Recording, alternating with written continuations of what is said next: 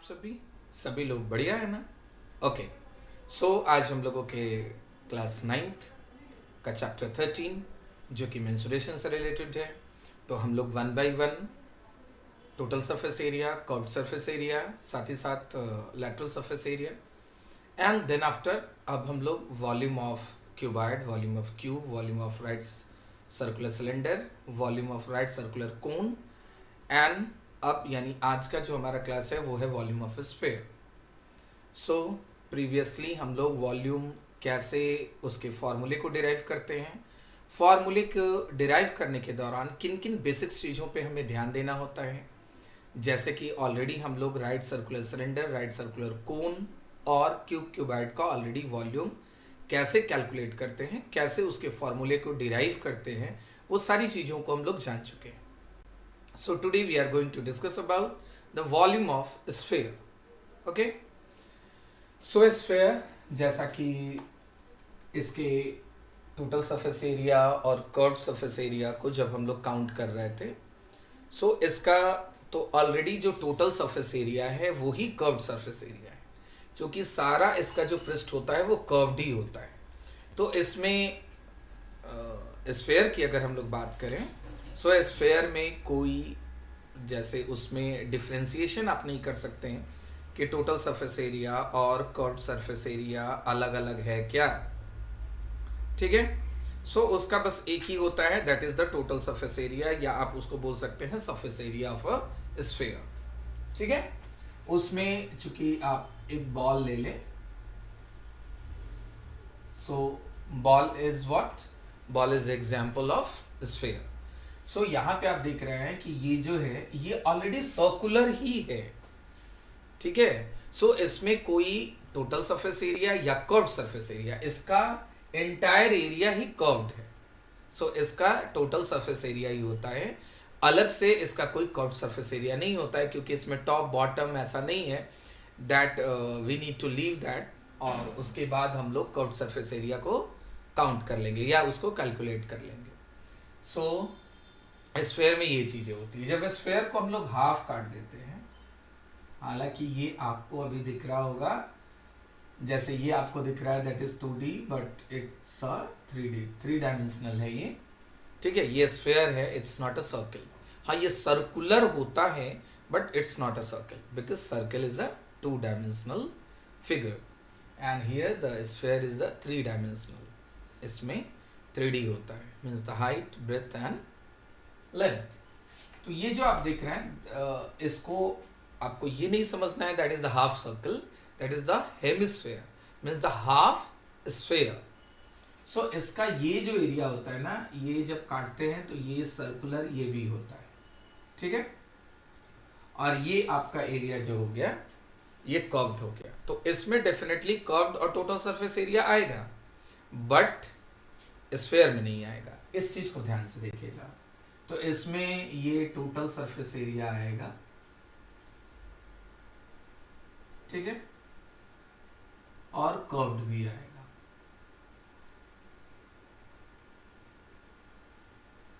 Clear है? ये इसलिए आएगा क्योंकि इसका जो बॉटम है दैट इज द सर्कल, और वो हाफ जो आप काटे हैं ना, तो वो उसका जो बॉटम है वो सर्कुलर होगा और उसको हम लोग ऐड नहीं करते हैं कर्व्ड सरफेस एरिया में, और जब उसको ऐड कर लेते हैं so that becomes a total surface area, ठीक है ना। सो इसलिए हेमिस्फीयर की जब हम लोग बात करेंगे तो उसमें दोनों चीजें आएंगी, ठीक है। अगर स्फेयर की बात करेंगे तो चूंकि इसमें जो इसका एरिया है वो सभी एरिया कर्व्ड ही है, तो इसलिए इसको हम लोग सरफेस एरिया या टोटल सरफेस एरिया कहते हैं। इसमें हम लोग अलग से कोई कर्व्ड और टोटल में कोई डिफरेंशिएशन नहीं होता है। Is it clear? ओके, सो ये आपका स्फेयर है, ये हेमिस्फेयर है। तो ये तो हम लोग प्रीवियसली क्लास में इसको देख रहे थे जब हम लोग टोटल सरफेस एरिया और कर्व सरफेस एरिया को हम लोग कैलकुलेट कर रहे थे। But today we have to find out the volume of a sphere, यानी कि इसका और इसका including that what we need to find the volume. हम लोगों को वॉल्यूम ज्ञात करना है इसका। तो वो कैसे होगा? देखिए, वॉल्यूम का फॉर्मूला ही लिख देना, that is not a understanding. मैं बार बार कह रहा हूँ, इसका क्या होता है उसको थोड़ा सा आप लोग समझ लें। हमने कोई फार्मूला लिख लिया, जैसे कि अभी हम वॉल्यूम ऑफ स्फीयर ही लिख देते हैं, volume of sphere is 4/3 pi r cube. ठीक है, ये फार्मूला मैंने लिख दिया। उसके बाद आपको आर का मान जो है पता नहीं है और मालूम हो जाता है, so you can find out the volume of sphere. But जो मैं बार बार आपसे कहता हूँ, जो प्रोसेस होता है किसी भी चीज़ को समझने का, उसके बेसिक्स को समझने का, जब तक आप उसके बेसिक्स को नहीं समझते हैं, बेसिक्स के समझ लेने के बाद क्या होता है कि क्वेश्चंस में कितने भी टर्न एंड ट्विस्ट आ जाएं, मतलब कितना भी वो हार्ड या फास्ट हो जाए, ठीक है, आप उसको सॉल्व कर सकते हैं, because you have a hard and tight grip on the basics. यानी बेसिक्स पे आपकी पकड़ जो है वो काफ़ी अच्छी है। आप ये समझ रहे हैं कि ये जो फॉर्मूला आया वो किस प्रकार से आया, ठीक है ना। जैसे हम लोग हिस्ट्री पढ़ते हैं, सो हिस्ट्री पढ़ने का क्या मतलब होता है, दैट वी आर को relating with the present, and how can we step out the future. So having seen the history, we can make our premises, our like the plans. तो उस पे हम लोग प्लान्स या प्रेमाइसेस तय करते हैं अपने फ्यूचर के लिए। So there is a what we can say that there is a necessary to understand the history, what was happened, क्या हुआ था क्या नहीं हुआ था। तो same, so behind the curtail, यानी कि ये फॉर्मूला आया कहाँ से, इसको हम लोग यदि जानते हैं तो हम लोगों को बहुत सारे क्वेश्चंस को बनाने में, बहुत सारे मीन्स कि इंटायर वो कवर हो जाता है, और आप जब इसको जानते हैं तो क्वेश्चंस आपके लिए आसान हो जाते हैं। सो यहाँ मैंने लिखा volume of sphere that is 4/3 pi r cube. अब हम लोग देखते हैं कि इसका क्या प्रोसेस है इसको डिराइव करने का। Okay, so let's see how we can find out the 4/3 pi r cube as a volume of a sphere. ठीक है, सो यहाँ पे मैं फिगर बना रहा हूँ। ओके, एक फिगर में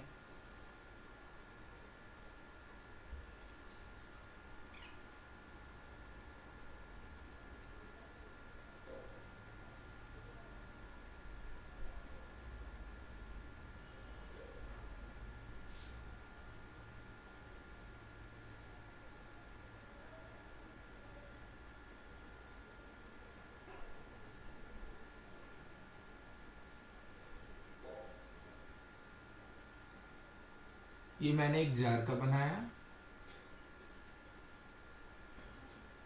और इस पे मैं ऐसे डॉट्स देने का मतलब ये है, it is filled with the water. Clear है, ये मैंने एक जार बनाया और ये पानी से क्या है, ये भरा हुआ है।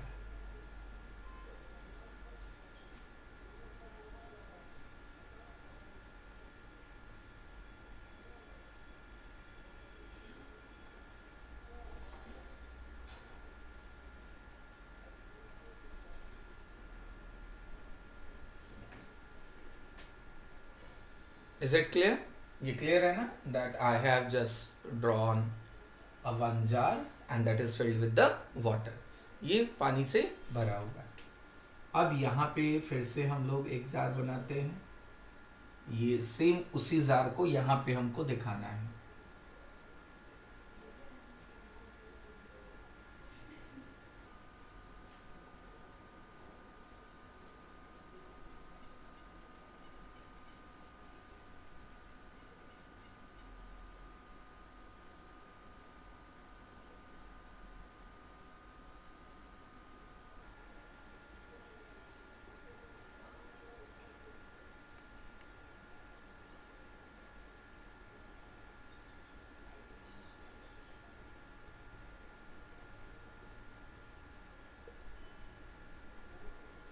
इसमें हमने एक ठोस गोला जिसका रेडियस आपको पता है, वो हमने इसमें that we have put into, हमने इस जार में डाल दिया, ये जो आप देख रहे हैं।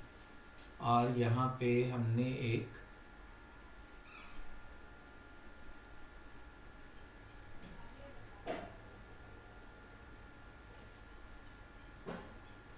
ऐसा जार बनाया, बाउल लिया, जिसमें ये जार ऐसे आके फिट हो गया ताकि उससे जो पानी ओवरफ्लो करे वो इसमें आके गिरे। ठीक है, क्लियर है? क्या क्लियर है? इस जार को मैंने यहाँ पे दिखाया, ये सेकंड प्रोसेस है। सेकंड प्रोसेस में हमने क्या किया कि एक ठोस गोला लेके, आपका उसका रेडियस पता है, और उसको हमने इस जार में डाल दिया। तो डेफिनेटली जब वो जार पानी से भरा हुआ है और उसके अंदर जब हम ठोस गोले को डिफरेंट, आप कंचे की गोलियां देखते होंगे, तो उसी गोली को आप डालें, एकदम भरा है लबालब, और उसमें आप डालें, तो आप देखेंगे कि पानी कुछ ओवरफ्लो करेगा, क्योंकि अभी तो भरा हुआ था। और जैसे ही वो हम लोग कोई भी ठोस गोला अंदर डालते हैं तो वो तो अपना स्पेस घेरेगा ना, जो जितना स्पेस घेरेगा वो उतना वो पानी वहाँ से हटा देगा, क्योंकि उसका अपना स्पेस होता है, that is the base area and the height. तो वो अपना जब स्पेस घेरेगा तो बहुत सारा पानी जो उस एरिया को वो पानी फिल कर रहा था वहाँ से वो हट जाएगा। तो वो हटेगा तो उसका लेवल तो बढ़ेगा ना, क्योंकि जार जो है वो पूरी तरह से फिल था, किससे? पानी से, तो वो ओवरफ्लो करेगा। और ओवरफ्लो करके हमने एक यहाँ पे ऐसा बाउल में रख दिया है ताकि जो पानी ओवरफ्लो करेगा वो इस बाउल में आके गिरेगा। क्लियर है? और यहाँ पे मैंने ऑलरेडी एक स्फीयर बना के आपको दिखा दिया है। क्लियर है? सो यहाँ पे इस फिगर से आपको क्या समझना है? यहाँ पे फिगर से ये समझना है, आप सिंपली जब आप देखते होंगे कि आपके किचन में भी आपकी माँ क्या, जैसे जब पाउच का जो ऑयल आता है, चाहे वो मस्टर्ड ऑयल हो, रिफाइंड ऑयल हो, जब वो पुट इन करती हैं किसी भी जार में, तो आप देखते होंगे नीचे एक चौड़ा बर्तन रख दिया जाता है ताकि जो भी चीज़ें इधर उधर गिर जाएं या ओवरफ्लो हो जाए वो उसमें रह जाए, ज़मीन पे ना गिरे, ताकि वो बर्बाद ना हो। ठीक है? तो same the process that I have, यहाँ पे मैंने उसको I am just telling right now कि एक बाउल ले लें ताकि इससे जो जार से ओवरफ्लो पानी होके गिरेगा वो इस जार में आ जाए, इस बाउल में आ जाए। ठीक है? और यहाँ पे जो हमने एक ये ठोस गोला अंदर डाला, that we have put in, so ये अपना स्पेस घेरेगा और ये अपना स्पेस घेरेगा। तो ऑलरेडी ये तो आसानी से समझा जा सकता है कि जब ये अपना स्पेस घेरेगा तो इसके डालने से पहले यहाँ पे जिस स्पेस को ये घेर रहा वहाँ पे तो पानी था, तो पानी उस स्पेस से हट जाएगा क्योंकि वहाँ पे ठोस गोला आ गया। ठीक है ना? तो उसके स्पेस से जब पानी हटेगा तो वो ऊपर की ओर ही बढ़ेगा ना, तो जब वो ऊपर की ओर बढ़ेगा सो ऑलरेडी जार जो है वो भरा हुआ है पहले से ही, तो वो ओवरफ्लो करेगा, यानी जार से बाहर गिरेगा। तो जो गिरेगा इस पानी को हम लोग यहाँ पे स्टोर करेंगे। ठीक है? तो अब हम लोग देखते हैं कि जो पानी ओवरफ्लो हुआ वो उतना ही स्पेस का पानी ओवरफ्लो हुआ जितना कि वो ठोस गोला उस जार में ले रहा है, that occupies into a jar. मतलब इस जार के अंदर जो ठोस गोला अपना स्पेस कवर कर रहा है वो उतना ही स्पेस है जितना पानी ओवरफ्लो होके इस बाउल में गिरा है।